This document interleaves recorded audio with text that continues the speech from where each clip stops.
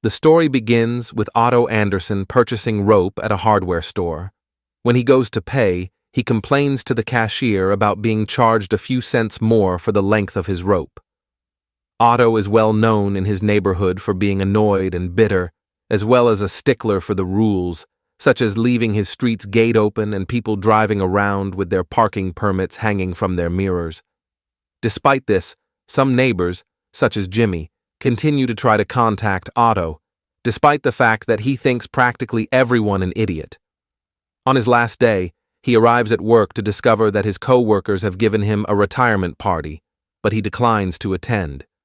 Otto arrives home to cancel the electricity in his house.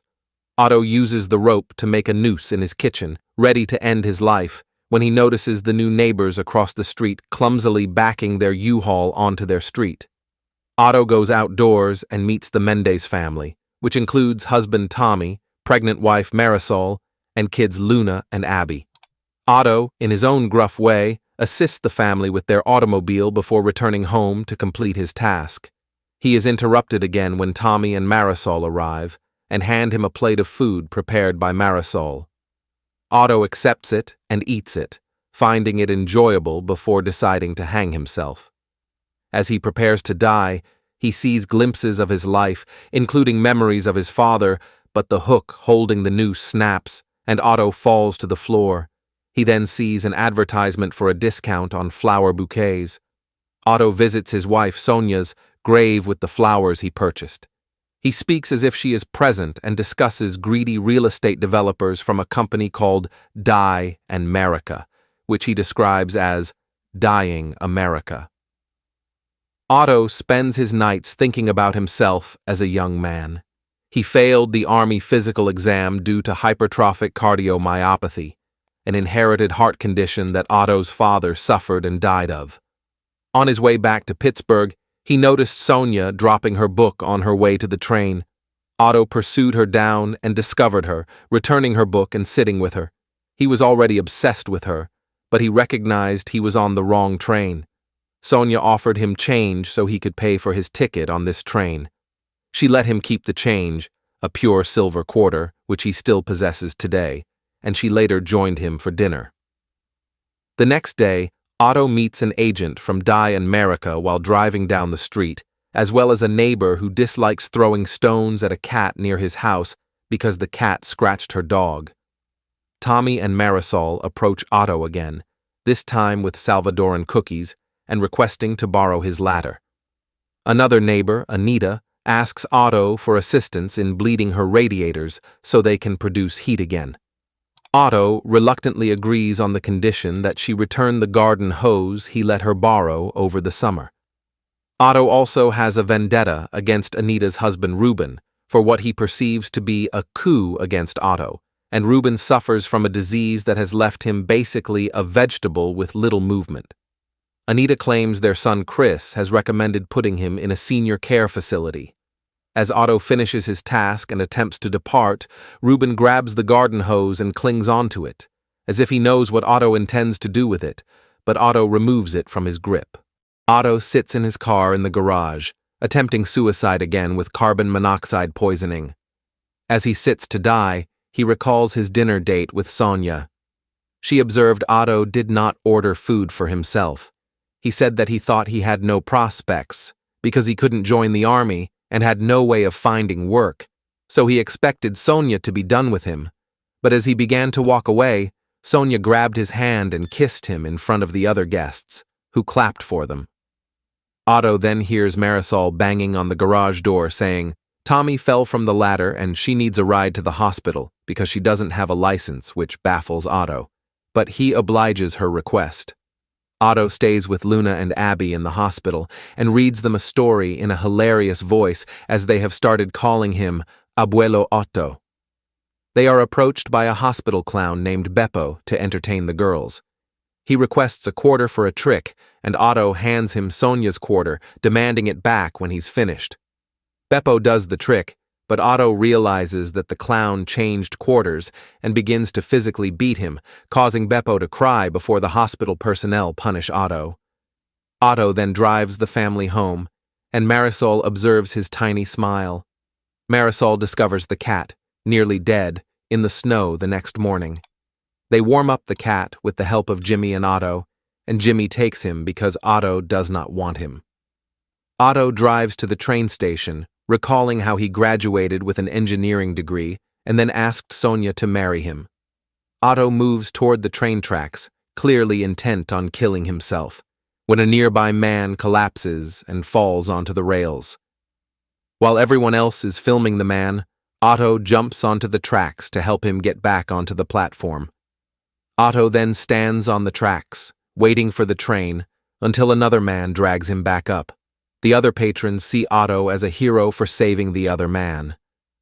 Marisol later approaches Otto and gives to him a sketch that Abby created for him, in which he is the only one represented in color. Jimmy then comes over with the cat and claims he had an adverse reaction to him, leaving Otto alone with the animal. He puts the cat in a box and takes him to Sonia's grave, where he tells her about the cat and the Mendez family. Otto then sees Malcolm, a teenager who delivers papers on his bike. Otto chastises him for it, but Malcolm explains that he knew Sonia as his teacher since she was the first to recognize his transgender status and address him by his new name, inspiring the other teachers to do the same. Otto becomes friendly with Malcolm after sharing this memory. Otto then decides to take Marisol out for driving lessons in his manual automobile. She feels nervous and frequently stalls on the road, prompting a pickup truck driver to honk at her. Otto aggressively tells the man to stop honking because Marisol is learning. He calms her down and encourages her to keep driving. They end up at a pastry store where Otto frequently visits with Sonia, and he buys Marisol a Swedish eclair that he and Sonia eat. Otto tells Marisol about how things were for him and Sonia when they first arrived to the neighborhood, where they were closest friends with Ruben and Anita, although Otto and Ruben disagreed on their love of vehicles. Marisol subsequently asks Otto to watch Luna and Abby while she and Tommy go out on a date. Later, Otto assists Malcolm in fixing his bike chain before being approached by a young woman named Sherry Kenzie, a social media journalist. She wants to interview Otto about his rescue of the man who fell on the train tracks, but he declines. Marisol returns and offers to help Otto clean out his belongings, including some of Sonia's old coats, but this irritates Otto, who rejects her assistance. Making matters worse, the Dye and MReca agent returns, informing Otto that they have a file on him and that he is aware of Otto's heart condition. Otto's heart begins to trouble him, and when Marisol attempts to help, Otto simply returns to his house and refuses to answer the door when she knocks again. Otto goes to get the weapon. He sees a cap from Niagara Falls and recalls his worst memory with Sonia. She was around 6 months pregnant when they were on their way back from the falls and the bus crashed. Sonia became paralyzed, and they lost their baby. Otto suddenly hears a knock on the door and mistakenly pulls the trigger, almost missing his face. He meets Malcolm at the door and asks if he can stay on his couch because his father kicked him out because he doesn't accept his transgender status. Otto lets him sit on the couch. Malcolm prepares breakfast and assists Otto with his morning rounds of the neighborhood. Jimmy finds Otto and Malcolm and informs them that Dye and MReca are attempting to drive Ruben and Anita out of their home after learning of Anita's Parkinson's diagnosis, which she has not disclosed to anyone else. The company apparently allegedly made agreements with Chris to sell his parents' home, although Anita claims Chris has not spoken to them in years and has been living in Japan.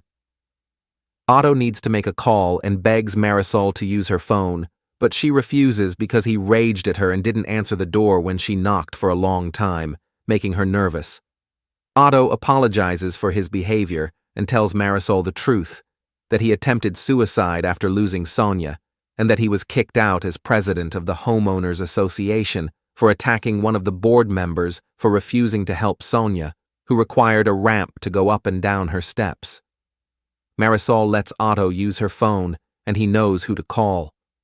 The Dye and MReca agent appears with a handful of his henchmen to try to remove Ruben and Anita from their property. Otto had summoned Sherry and her own crew to record Otto exposing the corporation for unlawfully collecting medical files on himself and Anita, as well as lying to them about being in contact with Chris regarding the sale of his parents' home. The agent tries to argue that no one would be able to care for Ruben and Anita under these circumstances, but Jimmy intervenes and claims he would because they are like his family. The agents are subsequently compelled to quit due to further negative publicity. Otto collapses due to his heart problem, just as everyone feels victorious.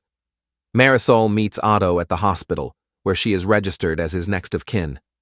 The cardiologist informs Marisol that Otto's heart is enlarged, which Marisol laughs at the irony of somebody like Otto having too big of a heart. Marisol goes into labor a few moments later. She gives birth to a son named Marco. During a celebration for Marco's birth, Otto presents Marisol with a crib he built for what would have been his and Sonia's son, which he offers to them as a gift for Marco. Otto then leads the family to Sonia's grave to introduce them. Otto then pays Ruben a visit after assisting him and Anita in maintaining their home. And Ruben smiles. A few years pass. Otto offers Malcolm his automobile as a gift, and he writes a letter to leave on his bedside. He also buys a new Chevrolet and takes Marisol and the girls to the pastry shop. Tommy tells Marisol one morning that Otto did not shovel the snow off his walk. When the two get at Otto's house, they discover him dead on his bed, the result of his heart condition. Tommy discovers the letter he wrote to Marisol while she mourns his death. In it, Otto states that he did not harm himself and that he knew his time was coming. He made plans with his lawyer to leave his home and money, as well as the cat, to Marisol and her family, which would help put the kids through school and keep them afloat, but he warns Sonia not to let Tommy drive the Chevy, assuring her that she is not an idiot. The family organizes Otto's funeral, which draws a decent crowd that includes Malcolm and Sherry. Jimmy and Malcolm promised to complete Otto's rounds as he used to. Otto signed the letter Abuelo Otto, and the final shot shows him buried close to Sonia.